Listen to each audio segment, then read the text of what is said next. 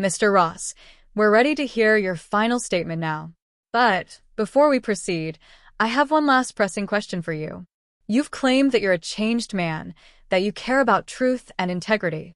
Well, I need to know, are you truly capable of telling the truth? So, I'll ask you something, and I strongly suggest you think very carefully about your answer. To me, your response will directly determine whether you deserve the privilege of becoming a lawyer. During your time at Pearson Specter Lit, was anyone there aware of the fact that you were a fraud? Did anyone else know? Yes, I knew. And if you're searching for a scapegoat, you can pin it all on me. But let's be clear, I thought this hearing wasn't about my old firm. I was under the impression that this was about whether Mr. Ross should, or should not, become a lawyer. And I stand here saying he should. Your opinion doesn't change a thing. He already has someone who testified for him. We're not here to discuss him, are we? No. We're here to discuss someone else, someone entirely unrelated to this case. 15 years ago, a young woman found herself arrested for illegally obtaining prescription drugs. She suffered from chronic pain and was desperate.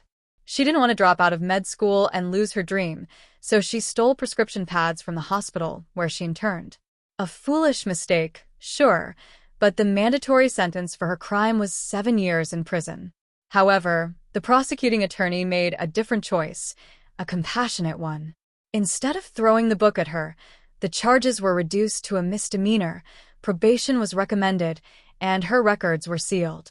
That's quite a heartwarming story, but I fail to see what this random attorney has to do with these proceedings. She's not talking about just any random attorney. She's talking about me. So, because you showed compassion once, you believe that means Mr. Ross deserves the same now? Perhaps he doesn't. But that young woman, she's now an ER doctor, saving lives every single day. The world is better because you showed her mercy. Thank you, Miss Pearson. Mr. Ross, I don't think I have anything more to add to this discussion. I've made my case, and now the choice lies with you. Then this hearing is concluded. We will deliberate and inform you of our decision by the end of the day. Thank you. So, what happens now? They said they'll tell us by the end of the day. So, we wait. Well, it's already the end of the day. Doesn't that mean? It means nothing. Whatever's happening behind those doors, Seidel's going to fight like hell. But it won't matter. She's not changing her mind. I think she will. What do you mean? I mean, that wasn't just any story, was it? That woman wasn't really a woman, it was a man. His name was Joseph O'Neill, and he was Walter Sampson's godson. So, she called in a favor? Yes, she did. Then we need to have her removed from that board. No, Harvey, we don't. I didn't come all the way here just to strong-arm her. And I believe in the story of the wind and the sun. What the hell are you talking about now? She's talking about Aesop's fable. It basically teaches that if you want someone to take off their coat, you don't try to blow it off of them. Instead, you make them feel warm, and they'll remove it on their own. That's not a strategy. It's a prayer.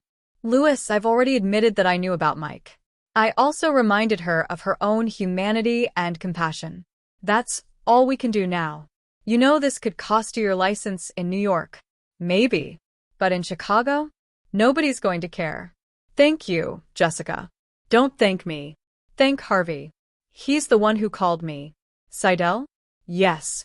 I'll tell him. You're in. Oh my God, it happened. I'm getting champagne. Thank you. Thank you so much for everything. Thank you for coming. I wouldn't have missed this for the world. Music plays as the scene concludes.